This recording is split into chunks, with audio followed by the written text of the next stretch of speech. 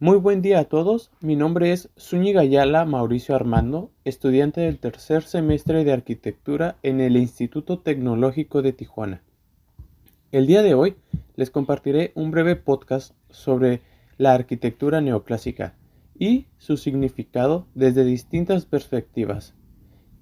Este contenido se basa en un texto que elaboré para la asignatura de Análisis Crítico de la Arquitectura y el Arte 3, impartida por la doctora Marta Soto.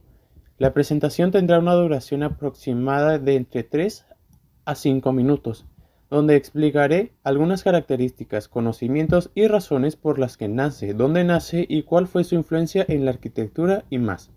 También se hablará de las figuras clave de este tipo de arquitectura, que aportaron, los materiales que usaban para producirla y qué ideas y movimientos propagó. También tendrá divisiones de tema que serán anunciadas una vez que se dé la información completa del tema tratado. Sin más que anunciar, comenzamos con una breve introducción de este tema. La arquitectura neoclásica fue uno de los movimientos arquitectónicos más importantes de la historia occidental. Surgió durante el siglo XVIII como una reacción contra el exceso decorativo del barroco y el rococó, estilos que dominaban gran parte de Europa en aquel momento. Inspirada en la antigüedad clásica de Grecia y Roma, la arquitectura neoclásica buscó recuperar los ideales de orden, equilibrio, racionalidad y armonía que caracterizaban a las civilizaciones clásicas. Este movimiento no solo representó un cambio estético, sino también una transformación cultural e intelectual relacionada con la Ilustración, un periodo clásico en el que la razón, la ciencia y el pensamiento crítico adquirieron gran importancia. Los arquitectos neoclásicos consideraban que la arquitectura clásica representaba la perfección y que sus principios podían aplicarse para construir ciudades más organizadas, monumentos más sobrios y espacios más funcionales. La arquitectura neoclásica se expandió rápidamente por Europa y América, influyendo en edificios gubernamentales, museos, teatros, iglesias, palacios y viviendas. Además, se convirtió en un símbolo de poder, estabilidad y prestigio, especialmente en países que buscaban relacionarse con los ideales democráticos y republicanos de la antigua Grecia y Roma. Ahora, daré un breve contexto histórico de la arquitectura neoclásica.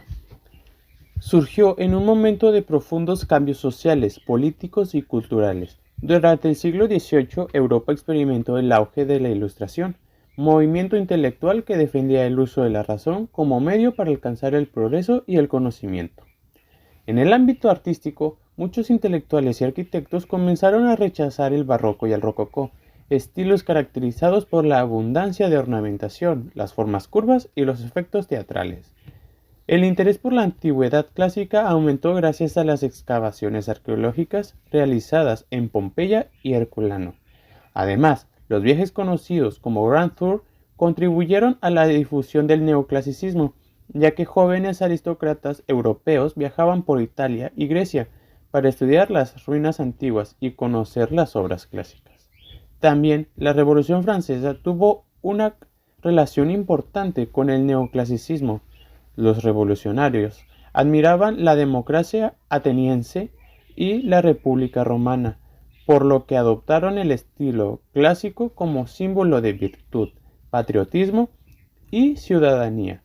Posteriormente, Napoleón Bonaparte utilizó la arquitectura neoclásica para representar el poder y la grandeza de su imperio. Por su parte, en América, especialmente en Estados Unidos, el neoclasicismo fue adoptado como símbolo de democracia y libertad, ya que muchos edificios gubernamentales se diseñaron con columnas y frontones inspirados en los templos griegos. Una de las características fundamentales del neoclasicismo es la simetría. Los edificios suelen organizarse de manera equilibrada, con composiciones ordenadas y proporciones cuidadosamente calculadas. Las fachadas presentan una distribución rectangular de puertas, ventanas y columnas. El equilibrio visual era considerado esencial porque reflejaba racionalidad y armonía. Los arquitectos neoclásicos creían que la belleza se alcanzaba mediante la proporción matemática y el orden geométrico. Las columnas son uno de los elementos más representativos de la arquitectura neoclásica, ya que los arquitectos retomaron los órdenes clásicos de Grecia y Roma. La influencia de Grecia fue admirada por su pureza formal y su equilibrio, ya que los templos griegos se consideraban ejemplos perfectos de la armonía arquitectónica. Los arquitectos neoclásicos adoptaron las columnas dóricas, jónicas y corintias, frontones triangulares, proporciones matemáticas, pórticos monumentales y la simetría rigurosa. El Parlamento de Atenas se convirtió en una de las principales fuentes de inspiración para numerosos arquitectos europeos y americanos. Por su parte, la influencia romana aportó soluciones constructivas más complejas y monumentales. Los romanos desarrollaron cúpulas, arcos, bóvedas, grandes espacios interiores y edificios públicos monumentales, ya que el Panteón de Roma fue especialmente influyente debido a su enorme cúpula y su perfecta proporción interior. La combinación de influencias griegas y romanas permitió crear edificios funcionales y al mismo tiempo monumentales. Ahora hablaré de los materiales utilizados en la arquitectura neoclásico. Aunque estos materiales dependían de la región y de los avances tecnológicos de cada época, mencionaré los que fueron especialmente comunes, como por ejemplo la piedra, que era más utilizado por su resistencia y apariencia monumental. El mármol representaba el lujo, la perfección clásica, ya que se utilizaba tanto en exteriores como en interiores. El ladrillo, por su parte, en países, se empleó como material estructural, aunque posteriormente se recubría con piedra o estuco para lograr una apariencia clásica. El estuco, por su parte, permitía imitar acabados de piedra o mármol.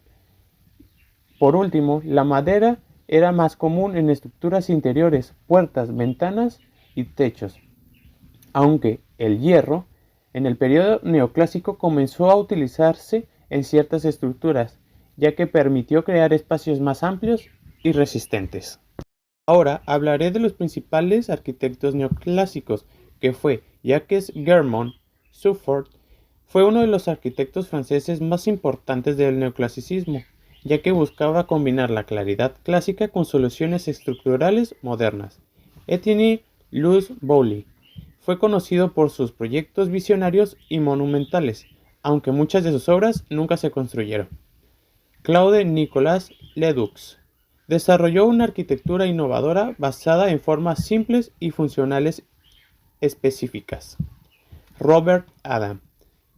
En Gran Bretaña, Robert Adam adoptó el neoclasicismo a un estilo elegante y refinado, diseñando residencias, interiores y edificios públicos. Carl Friedrich Schinkel fue uno de los principales representantes del neoclasicismo alemán, ya que diseñó museos, teatros e iglesias caracterizados por su claridad formal y monumental. Y por último, Thomas Jefferson. En Estados Unidos, Thomas Jefferson promovió el neoclasicismo como símbolo de decoración republicana, inspirada por la arquitectura romana. Diseñó edificios públicos y universidades. La Universidad de Virginia es una de sus obras más conocidas. Por último, mencionaré la arquitectura neoclásica en distintos países y el interiorismo de las obras. En Francia fue uno de los centros principales del neoclasicismo, ya que durante el reinado de Luis XVI y posteriormente durante la Revolución Francesa y el Imperio Napoleónico, el estilo clásico adquirió una gran importancia. En Inglaterra, los arquitectos ingleses buscaron una interpretación elegante y racional del neoclasicismo. En Alemania se desarrolló alguno de los edificios más importantes del movimiento. En España fue uno de los arquitectos más destacados Juan de Villanueva. El Museo del Prado y el Observatorio Astronómico de Madrid son ejemplos representativos de esta arquitectura. En Estados Unidos se convirtió en el estilo oficial de muchos edificios gubernamentales. Las relaciones con Grecia y Roma permitían asociar el estilo con ideas democráticas y republicanas. Por último, el poder y la autoridad. Los imperios y gobiernos también emplearon el neoclasicismo para representar estabilidad y grandeza. En la educación y cultura, museos y bibliotecas adoptaron formas clásicas para transmitir conocimiento y civilización. Ahora hablaré de lo interior neoclásico. Los interiores neoclásicos mantenían la elegancia y el equilibrio característicos del estilo. Contaba con decoración moderna. Las paredes y techos presentaban molduras delicadas y motivos clásicos, como columnas y figuras mitológicas.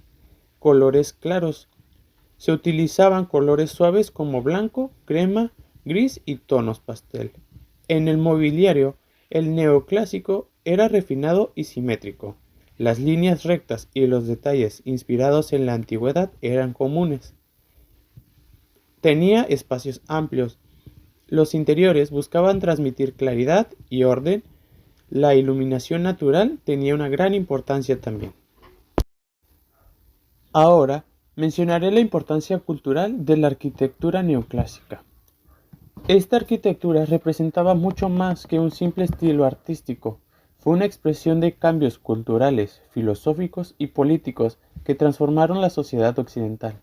Sus edificios simbolizaban la confianza en la razón, el interés por la antigüedad clásica, la búsqueda de equilibrio y armonía y el poder político y cultural. Ahora daré una breve conclusión para terminar este tema. La arquitectura neoclásica fue uno de los movimientos más influyentes de la historia de la arquitectura. Surgió como respuesta a los excesos ornamentales del barroco y el rococó, recuperando los ideales clásicos de Grecia y Roma. Este estilo se caracterizó por la simetría, la monumentabilidad, el uso de las columnas clásicas, la claridad geométrica y la sobriedad decorativa. La arquitectura neoclásica no solo transformó el aspecto de ciudades y edificios, sino también se convirtió en un símbolo político y cultural.